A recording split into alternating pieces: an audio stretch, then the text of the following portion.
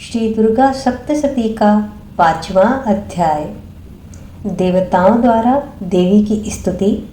चंडमुंड के मुख से अंबिका के रूप की प्रशंसा सुनकर शुंभ का उनके पास दूत भेजना और दूत का निराश लौटना। विनियोग। ओम। इस उत्तर चरित्र के रुद्र ऋषि हैं, महासरस्वती देवता हैं, अनुष्टुप छंद है, भीमा शक्ति है, भ्रामरी बीज है, सूर्य तत्व है और सामवेद स्वरूप है। महासरस्वती की प्रसन्नता के लिए उत्तर चरित्र के पाठ में इसका विनियोग किया जाता है। ध्यान। जो अपने कर कमलों में घंटा, शूल, हल, शंख, मूसल, चक्र, धनुष और बाण धारण करती हैं, शरद ऋतु के शोभा संपन्न चंद्रमा के समान जिनकी मनोहर कांति है, जो तीनों लोकों की आधारभूता और शुंभ आदि दैत्यों का नाश करने वाली हैं, तथा गौरी के शरीर से जिसका प्राकट्य हुआ है, उन महासरस्वती देवी का मैं निरंतर भजन करता हूँ। ऋषि कहते हैं, पूर्व काल में शुंभ और निशुंभ नामक असुरों ने अपने बल के घमंड में आकर शचीपति इंद्र के हाथ से तीनों लोकों का राज्य और यज्ञ भाग भी छीन लिए। वे ही दोनों सूर्य, चंद्रमा, कुबेर, यम और वरुण के अधिकार का भी उपयोग करने लगे। वायु और अग्नि का भी कार्य वे ही करने लगे।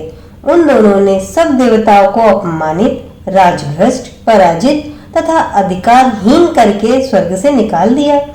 उन दोनों महान असुरों से तिरस्कृत होकर देवता ने स्मरण किया अपराजिता देवी का और सोचा, जगदम्बा ने हम लोगों को वर दिया था कि आपत्ति काल में स्मरण करने पर मैं तुम्हारी सब आपत्तियों का तत्काल नाश कर दूंगी।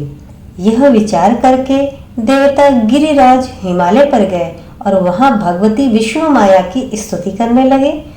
देवता बोले, देवी को नमस्कार है, महादेवी शिवा को सर्वदा नमस्कार है, प्रकृति एवं भद्रा को प्रणाम है। हम लोग नियम पूर्वक जगदम्बा को नमस्कार करते हैं, रौद्रा को नमस्कार करते हैं, नित्या, गौरी एवं धात्री को बारंबार नमस्कार करते हैं। ज्योत्स्नामयी, चंद्र रूपवान एवं सुख स्वरूपा देवी को सतत प्रणाम करते हैं। शरणागतों का कल्याण करने वाली वृद्धि एवं सिद्धि रूपा देवी को हम बारंबार नमस्कार करते हैं। राक्षसों की लक्ष्मी, राजाओं की लक्ष्मी तथा शिव पत्नी स्वरूपा हम जगदम्बा को बारंबार नमस्कार करते हैं। दुर्गा, दुर्गपारा, सारा, सर्वकारिणी, ख्याति, कृष्णा और ध्रुमा देवी को सर्वदा नमस्कार करते हैं। अत्यंत सौम्य तथा अत्यंत रौद्र रूपा देवी को हम नमस्कार करते हैं। उन्हें हमारा बारंबार प्रणाम है। जगत की आधारभूता कृति देवी को बारंबार नमस्कार है। जो देवी सब प्राणियों में विष्णु माया के नाम से कही जाती हैं, उनको नमस्कार है, उनको नमस्कार है, उनको बारंबार नमस्कार है। जो देवी सब प्राणियों में चेतना कहलाती हैं, उनको नमस्कार है, उनको नमस्कार है, उनको नमस्कार है। जो देवी सब प्राणियों में बुद्धि रूप से स्थित है, उनको नमस्कार है, उनको नमस्कार है, उनको बारंबार नमस्कार है। जो देवी सब प्राणियों में निद्रा रूप में स्थित है, उनको नमस्कार है, उनको नमस्कार है, उनको बारंबार नमस्कार है। जो देवी प्राणियों में क्षुधा रूप में स्थित है, उनको नमस्कार है, नमस्कार है, उनको बारंबार नमस्कार है। जो देवी सब प्राणियों में छाया रूप में स्थित है, उनको नमस्कार है, उनको नमस्कार है, उनको बारंबार नमस्कार है। जो देवी सब प्राणियों में शक्ति के रूप में स्थित है, उनको नमस्कार है, नमस्कार है, उनको बारंबार नमस्कार है। जो देवी सब प्राणियों में तृष्णा रूप में स्थित है, उनको नमस्कार है, उनको नमस्कार है, उनको बारंबार नमस्कार है। जो देवी सब प्राणियों में क्षमा रूप से स्थित है, उनको नमस्कार है, उनको नमस्कार है, उनको बारंबार नमस्कार है। जो देवी सब प्राणियों में जाति रूप से स्थित है, उनको नमस्कार है, उनको नमस्कार है, उनको बारंबार नमस्कार है। जो देवी सब प्राणियों में लज्जा रूप से स्थित है, उनको नमस्कार है, उनको नमस्कार है, उनको बारंबार नमस्कार है। जो देवी सब प्राणियों में शांति रूप में स्थित है, उनको नमस्कार है, उनको नमस्कार है, उनको बारंबार नमस्कार है। जो देवी सब प्राणियों में श्रद्धा रूप से स्थित हैं, उनको नमस्कार है, उनको नमस्कार है, उनको बारंबार नमस्कार है। जो देवी सब प्राणियों में कांति रूप से स्थित है, उनको नमस्कार है, उनको नमस्कार है, उनको बारंबार नमस्कार है।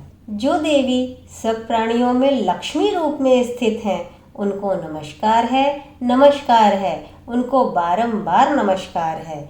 जो देवी सब प्राणियों में वृत्ति रूप में स्थित हैं, उनको नमस्कार है, उनको नमस्कार है, उनको बारंबार नमस्कार है। जो देवी सब प्राणियों में स्मृति रूप से स्थित हैं, उनको नमस्कार है, उनको नमस्कार है, उनको बारंबार नमस्कार है। जो देवी सब प्राणियों में दया रूप से स्थित हैं, उनको नमस्कार, उनको नमस्कार, उनको बारंबार नमस्कार है। जो देवी सब प्राणियों में तुष्टि रूप में स्थित हैं, उनको नमस्कार, उनको नमस्कार, उनको बारंबार नमस्कार है। जो देवी सब प्राणियों में माता रूप में स्थित हैं, उनको नमस्कार, उनको नमस्कार, उनको बारंबार नमस्कार है। जो देवी सब प्राणियों में भ्रांति रूप से स्थित हैं, उनको नमस्कार, उनको नमस्कार, उनको बारंबार नमस्कार है। जो जीवों के इंद्रिय वर्ग की अधिष्ठात्री देवी एवं सब प्राणियों से सदा व्याप्त रहने वाली हैं, उन व्याप्ति देवी को बारंबार नमस्कार है। जो देवी चैतन्य रूप से इस संपूर्ण जगत को व्याप्त करके स्थित है, उनको नमस्कार है, उनको नमस्कार है, उनको बारंबार नमस्कार है। पूर्व काल में अपने अभिष्ट प्राप्ति होने से देवताओं ने जिनकी स्तुति की तथा देवराज इंद्र ने बहुत दिनों तक जिनका सेवन किया, ईश्वरी हमारा कल्याण और मंगल करें तथा सारी आपत्तियों का नाश कर डालें। उद्दंड दैत्यों से सताए हुए हम सभी देवता जिन परमेश्वरी को इस समय नमस्कार करते हैं तथा जो भक्ति से विनम्र पुरुषों द्वारा स्मरण की जाने पर तत्काल ही संपूर्ण विपत्तियों का नाश कर देती हैं, वे जगदम्बा हमारा संकट दूर करें। ऋषि कहते हैं, राजन, इस प्रकार जब देवता स्तुति कर रहे थे, उस समय पार्वती देवी गंगा जी के जल में स्नान करने के लिए वहां आई। उन सुंदर भावों वाली भगवती ने देवताओं से पूछा, आप लोग यहाँ किसकी स्तुति कर रहे हैं? तब उन्हीं के शरीर कोश से प्रकट हुई शिवा देवी बोली, शुंभ दैत्य से तिरस्कृत और युद्ध में निशुंभ से पराजित हो यहाँ एकत्रित हुए ये समस्त देवता यहाँ मेरी ही स्तुति कर रहे हैं।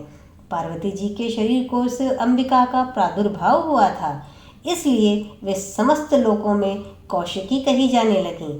कौशिकी के प्रकट होने के बाद पार्वती देवी का शरीर काले रंग का हो गया। अंत में वे हिमालय पर रहने वाली कालिका देवी के नाम से विख्यात हुईं। तदंतर शुंभ निशुंभ के भृत्य चंडमुंड वहां आए और उन्होंने परम मनोहर रूप धारण करने वाली अंबिका देवी को देखा।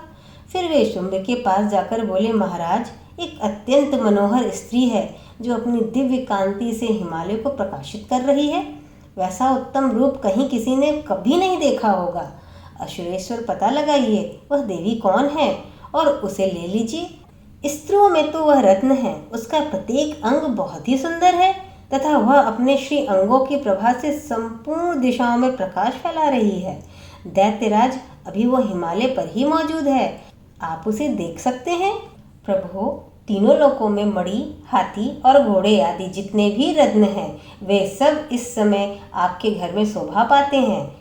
हाथियों में रत्नभूत ऐरावत, यह परिजात का वृक्ष और उच्चैश्रवा घोड़ा, यह सब आपने इंद्र से ले लिया है। हंसों से जुता हुआ यह विमान भी आपके आंगन में शोभा पाता है। यह रत्नभूत अद्भुत विमान जो पहले ब्रह्मा जी के पास था, अब वह आपके यहाँ आ गया है। यह महापद्य नामक निधि आप कुबेर से छीन लाए हैं। समुद्र ने भी आपको ऐसा अनुपम माला भेंट कर दिया है जो केसरों से सुशोभित है और जिसके कमल कभी कुमलाते ही नहीं हैं।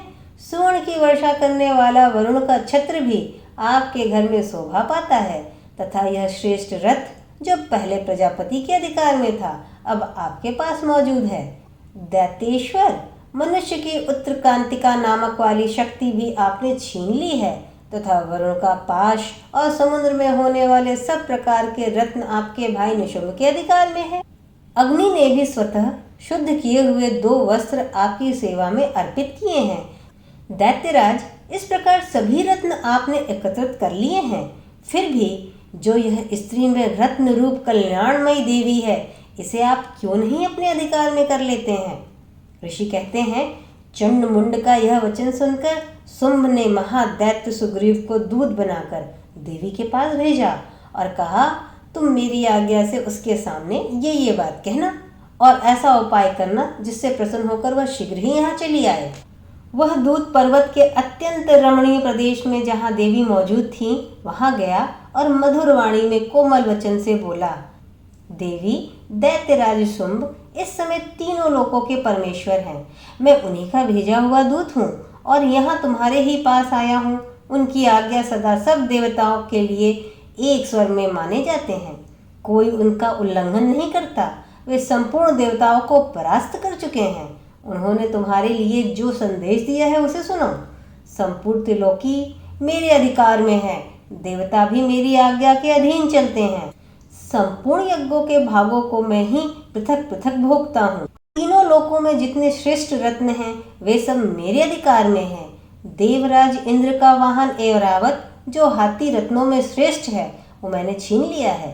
क्षीर सागर का मंथन करने से जो अश्वरत्न उच्चैश्रवा प्रकट हुआ था उसे देवताओं ने मेरे चरणों में समर्पित कर दिया है। हे सुंदरी, उनके सिवा और भी जितने रत्नभूत पदार्थ देवताओं, गंधर्वों और नागों के पास थे वे सब मेरे ही पास आ गए हैं।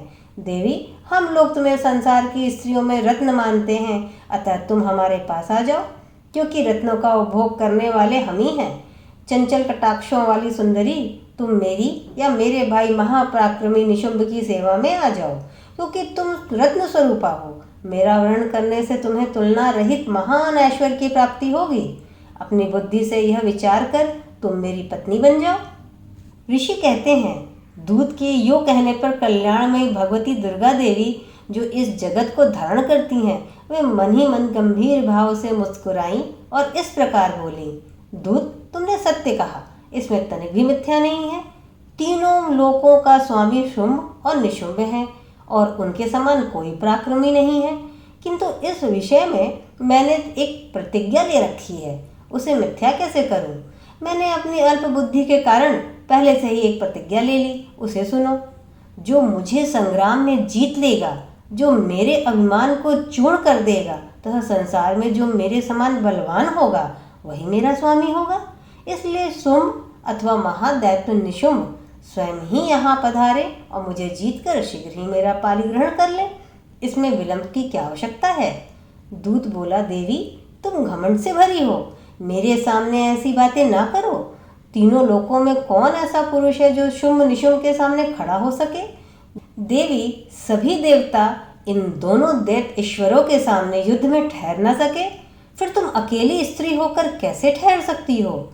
जिन शुंभ आदि दैत्यों के सामने इंद्र आदि सब देवता भी युद्ध में खड़े नहीं हुए, उनके सामने तुम स्त्री होकर कैसे जाओगी? इसलिए तुम मेरे ही कहने से शुंभ निशुंभ के पास चली चलो। ऐसा करने से तुम्हारे गौरव की रक्षा होगी, अन्यथा जब वे केश खींच कर घसीटेंगे तब तुम्हें अपनी प्रतिष्ठा खोकर जाना पड़ेगा। देवी ने कहा, तुम्हारा कहना ठीक है, शुंभ बलवान है और निशुंभ भी बड़े ही पराक्रमी हैं, किंतु क्या करूं? मैंने पहले बिना सोचे समझे प्रतिज्ञा ले ली है, अतः अब तुम जाओ। मैंने तुमसे जो कुछ कहा है वह सब दैत्यराज से आदरपूर्वक कहना, फिर वे जो उचित जान पड़े करें। इस प्रकार श्री दुर्गा सप्तशती पाठ का 5वां अध्याय पूर्ण होता है। कल्याणमस्तु को सब्सक्राइब करें, लाइक का बटन दबाएं और मित्रों के साथ ज़्यादा से ज़्यादा शेयर करें। धन्यवाद।